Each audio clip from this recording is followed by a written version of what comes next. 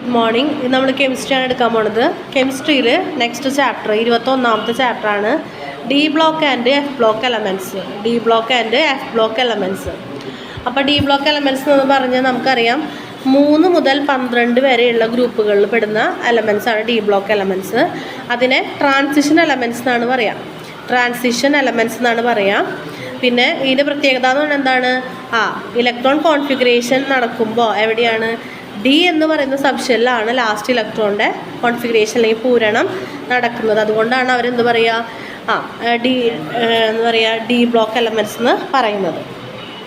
ഇനി ഈ D block എലമെൻറ്റ്സിൻ്റെ electronic configuration എഴുതുമ്പോൾ കുറച്ച് പ്രത്യേകതകളുണ്ട്. അതിൽ ക്രോമിയം, കോപ്പറൊക്കെ നമുക്ക് നോക്കാനുണ്ട്. അപ്പോൾ നമുക്കത് വരച്ച് കാണിച്ചു തരാം കേട്ടോ. ഇനി എന്തൊക്കെയാണ് ഈ ഡി ബ്ലോക്ക് എലമെൻറ്റ്സിൻ്റെ ക്യാരക്ടറിസ്റ്റിക്സ് നോക്കാം. D block elements are metals having high melting point and boiling point. Melting പോയിൻറ്റും ബോയിലിംഗ് പോയിൻറ്റും ഇവർക്ക് കൂടുതലാണ്. D block elements and their ions and compounds are generally paramagnetic. ഇവരെങ്ങനെയാണ്? പാരാമാഗ്നറ്റിക് ആണ്. ഇവർ സ്ട്രക്ചറിൽ വരുന്നതാണ്, പാരാമാഗ്നറ്റിക് ആണ്, സ്ട്രക്ചറിലെ പ്രത്യേകതയാണ്.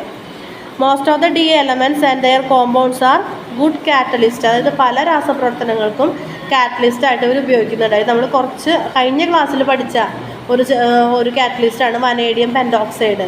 കോണ്ടാക്ട് പ്രോസസ്സിൽ സൾഫ്യൂരിക് ആസിഡിൻ്റെ കോണ്ടാക്ട് പ്രോസസ്സിൽ ഉപയോഗിക്കുന്ന വനേഡിയം പെൻഡോക്സൈഡ് അതെന്താണ്? ഒരു ഡി ബ്ലോക്ക് എലമെൻ്റാണ്. Most of the D block elements are coloured compounds ആണ്. അവരെങ്ങനെയാണ്? കളേർഡ് ആയിട്ടുള്ള കോമ്പൗണ്ടുകളാണ്. The exhibit variable oxidation state. അപ്പോൾ കോപ്പറൊക്കെ ആണെങ്കിൽ തന്നെ കോപ്പർ 2+ കാണിക്കും, 3+ കാണിക്കും. അപ്പോൾ അവർ വേരിയബിൾ ആയിട്ടുള്ള ഓക്സിഡേഷൻ സ്റ്റേറ്റുകൾ അവർ കാണിക്കും. ഇതൊക്കെയാണ് ഡി ബ്ലോക്ക് എലമെൻറ്റ്സിൻ്റെ പ്രത്യേകതകൾ, ക്യാരക്ടറിസ്റ്റിക്സ്. ഡി ബ്ലോക്ക് എലമെൻറ്റ്സ് പറയാനുള്ള കാരണം എന്താണ്? എവിടെയുള്ളവരാണ്, എന്തൊക്കെയാണ് അതിൻ്റെ ക്യാരക്ടറിസ്റ്റിക്സ്. പിന്നെ അവരുടെ ഇലക്ട്രോണിക് കോൺഫിഗറേഷൻ എഴുതുമ്പോൾ വരുന്ന ചെറിയൊരു പ്രത്യേകതകളുണ്ട്. അത് നമുക്ക് വരച്ച് കാണിക്കാം. ഇനി ഇതിലുള്ള ചില കോമ്പൗണ്ട്സുകളെ കുറിച്ച് ഇപ്പോൾ പൊട്ടാസ്യം ഡൈക്രോമേറ്റിൻ്റെ ഫോർമേഷൻ നമുക്ക് എഴുതാനുണ്ട്. അതായത് നമ്മുടെ ഗൈഡിൽ ഒരു 15ാമത്തെ ക്വസ്റ്റ്യനായിട്ട് അത് ചോദിച്ചിട്ടുണ്ട്. ആ കെമിക്കൽ ഇക്വേഷൻ നിങ്ങൾ കാണാണ്ട് പഠിക്കാം. സോഡിയം ഡൈക്രോമേറ്റും പൊട്ടാസ്യം ക്ലോറൈഡും കൂടെ റിയാക്ട് ചെയ്യുമ്പോൾ പൊട്ടാസ്യം ഡൈക്രോമേറ്റും സോഡിയം ക്ലോറൈഡും ഫോം ചെയ്യും. അപ്പോൾ ആ ക്വസ്റ്റ്യനിൽ വരുന്ന അത് പഠിക്കുക. അതാണ് അതിൻ്റെ ഫോർമേഷനുള്ള ഇക്വേഷൻ എഴുതാൻ തന്നെ ചോദിക്കും. ഇനി എന്തൊക്കെയാണ് ഇതിൻ്റെ യൂസസ് എന്നുള്ളത്? അതായത് നമ്മുടെ അയൺ, അതുപോലെ തന്നെ സൾഫർ ട്രയോക്സൈഡ് ഇതൊക്കെ ഉണ്ടല്ലോ. ഇതിനെയൊക്കെ ഇങ്ങനെയുള്ള റിയേജൻസിനെ കണ്ടുപിടിക്കാനായിട്ട് നമ്മൾ പൊട്ടാസ്യം ഡൈക്രോമേറ്റ് അല്ലെങ്കിൽ ഇങ്ങനെയുള്ള റിയേജൻസ് ആയിട്ടുള്ള കെമിക്കൽ റിയാക്ഷൻസിൽ നമ്മൾ പൊട്ടാസ്യം ഡൈക്രോമേറ്റ് യൂസ് ചെയ്യാറുണ്ട്. അതേപോലെ തന്നെ ആലത്തിൻ്റെ ആലം എന്നൊക്കെ പറയില്ലേ, ആലത്തിൻ്റെ മാനുഫാക്ചറിങ് നമ്മളിത് ഉപയോഗിക്കാറുണ്ട്. ലെതർ ഇൻഡസ്ട്രി, ലെതറിൻ്റെ ടാനിങ്ങിന് വേണ്ടിയിട്ട് പൊട്ടാസ്യം ഡൈക്രോമേറ്റ് ഉപയോഗിക്കാറുണ്ട്. അതുപോലെ തുണികളിലൊക്കെ ചായം കൊടുക്കാൻ, ഫാബ്രിക്സ് ഡൈ ചെയ്യാൻ വേണ്ടിയിട്ട് എന്ത് ചെയ്യുന്നുണ്ട്? ഈ പൊട്ടാസ്യം ഡൈക്രോമേറ്റ് നമ്മൾ യൂസ് ചെയ്യുന്നുണ്ട്. അപ്പോൾ നമ്മുടെ ഡി ബ്ലോക്ക് എലമെൻറ്റ്സിന് മെയിനായിട്ട് കോമൺ ആയിട്ടുള്ള കുറച്ച് കാര്യങ്ങൾ കണ്ടു. അപ്പോൾ അതിലൊരു കോമ്പൗണ്ടാണ് ഏത്? Potassium dichromate. അതെങ്ങനെ ഫോം ചെയ്യുന്നു, അതിൻ്റെ യൂസ് പഠിച്ചു വയ്ക്കുക കേട്ടോ. യൂസ് എന്ന് പറഞ്ഞിട്ട് 19ാമത്തെ ക്വസ്റ്റ്യനിലുണ്ട്. ഇനി അടുത്ത ഒരു കോമ്പൗണ്ടാണ് പൊട്ടാസ്യം പെർമാംഗനേറ്റ്. പൊട്ടാസ്യം പെർമാംഗനേറ്റ് ഉണ്ടാവുന്നത് അത് 20ാമത്തെ ക്വസ്റ്റ്യനായിട്ട് അതിൻ്റെ ഒരു ഇക്വേഷൻ കിടക്കുന്നുണ്ട്. അത് പഠിക്കാം. അത് പൊട്ടാസ്യം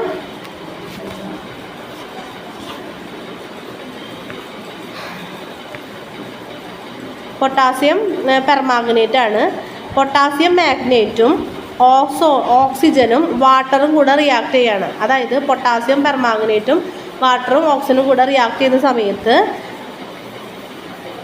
പൊട്ടാസ്യം പെർമാഗ്നേറ്റും പൊട്ടാസ്യം ഹൈഡ്രോക്സൈഡും ഓക്സിജനും ഫോം ചെയ്യും. അങ്ങനെയാണ് അതിൻ്റെ ഫോർമേഷൻ വരുന്നത്. ആ ഇക്വേഷൻ നോക്കിയിട്ട് പഠിക്കാം. ഇനി അതിൻ്റെ യൂസുകളാണ്, പൊട്ടാസ്യം പെർമാഗ്നേറ്റിൻ്റെ യൂസുകളാണ്.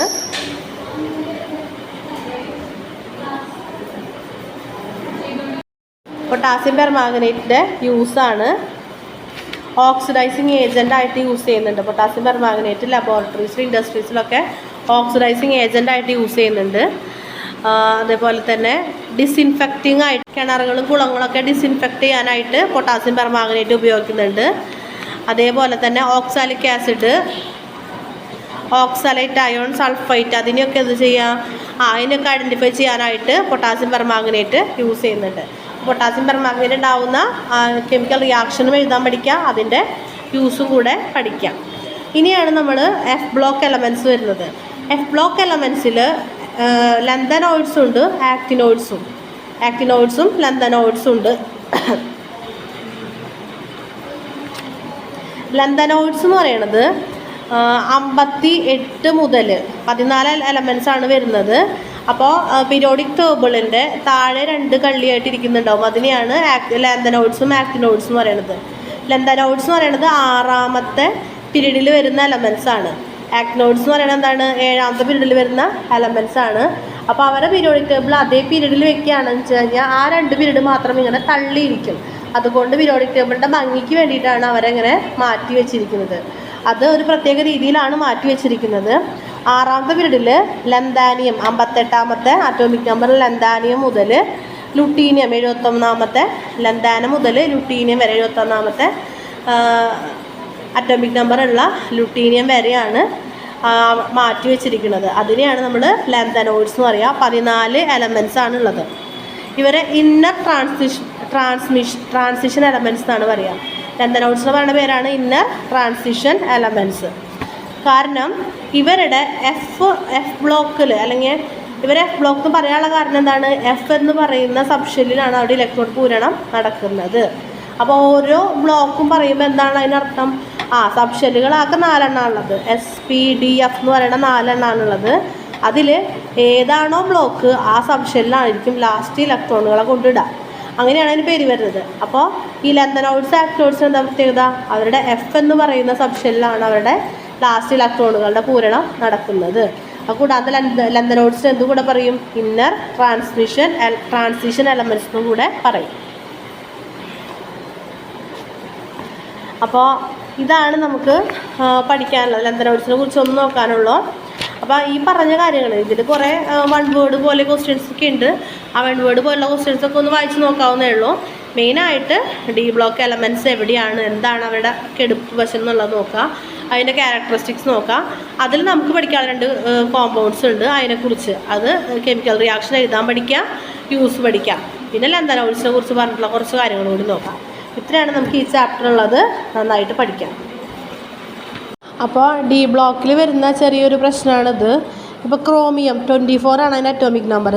അപ്പോൾ അതിൻ്റെ സബ്ഷെൽ ഇലക്ട്രോൺ കോൺഫിഗറേഷൻ ഇങ്ങനെ വരാം: 1s2 2s2 2p6 3s2 3p6 4s2 3d4 എന്നുള്ളത്. ഇവിടെ AR 4s2 3d4 എന്നും കൂടെ എഴുതാം. ഈ AR എന്ന് പറയുന്നത് എന്താണ്, അവർ 18ാമത്തെ ഗ്രൂപ്പ് എലമെൻറ്റ്സ് ആണ്. 18ാമത്തെ ഗ്രൂപ്പ് എലമെൻറ്റ്സ് പറഞ്ഞാൽ വാലൻസി ഫില്ലായവരാണ്. അവരെ വെച്ചിട്ട് നമ്മൾ ഇലക്ട്രോണിക് കോൺഫിഗറേഷൻ എഴുതാറുണ്ട്. അപ്പോൾ നമ്മൾ വിചാരിക്കും എന്താണ്, ഇങ്ങനെയാണ് ക്രോമിയത്തിൻ്റെ ഇലക്ട്രോണിക് കോൺഫിഗറേഷൻ, കാരണം നമ്മൾ പഠിക്കുന്ന രീതിയിൽ അങ്ങനെയാണ്. പക്ഷേ ഡി ഷെല്ലിനൊരു കുഴപ്പമുണ്ട്. അതായത് ഡി ഷെല്ലിൽ ടോട്ടൽ 10 ഇലക്ട്രോൺസ് ആണ് കൊള്ളുക. പക്ഷേ D5 ആയാലും D10 ആണെങ്കിൽ അതെന്താണ്, അതിനൊരു സ്റ്റെബിലിറ്റി കൈവരും, പാർഷ്യലായിട്ടുള്ള സ്റ്റെബിലിറ്റി കൈവരും. അപ്പോൾ 4 ആണെങ്കിൽ ഒരെണ്ണം കൂടെ കിട്ടിക്കഴിഞ്ഞാൽ അവർക്ക് ഈ പാർഷ്യൽ സ്റ്റെബിലിറ്റിയിലേക്ക് എത്താൻ പറ്റും. അതിന് വേണ്ടിയിട്ട് ഡി ഷെല്ല് ഫുള്ളായതിന് ശേഷം എന്താ ചെയ്യുക, അതായത് എസ്സിൽ ഒരെണ്ണം ഇട്ടിട്ട് ഡിയിൽ 5 എണ്ണാക്കിയിട്ട് മാറ്റും.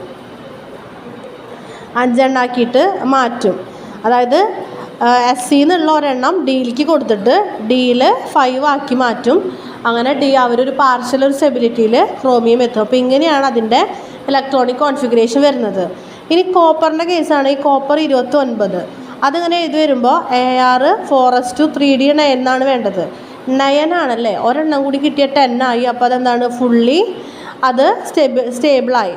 അപ്പോൾ അതിന് വേണ്ടിയിട്ട് ഇവിടെ എടുത്ത പോലെ തന്നെ എന്ത് ചെയ്തു, തൊട്ടടുത്തുള്ള സബ് ഷെല്ലിൽ നിന്ന് ഒരു ഇലക്ട്രോണിനെ ഡിയിലേക്ക് കൈമാറ്റം ചെയ്തിട്ട് അവർ സ്റ്റേബിളായിട്ട് മാറും. ഇങ്ങനെ 2 പ്രശ്നങ്ങൾ അവിടെ ഉണ്ട്. അപ്പോൾ ക്രോമിയത്തിൻ്റെയും കോപ്പറിൻ്റെയും ഒക്കെ എന്ത് എഴുതാൻ ചോദിക്കും, ഇലക്ട്രോണിക് കോൺഫിഗറേഷൻ എഴുതാനായിട്ട് ചോദിക്കും. ഇതാണ് ശരിയായിട്ടുള്ള ഇലക്ട്രോണിക് കോൺഫിഗറേഷൻ.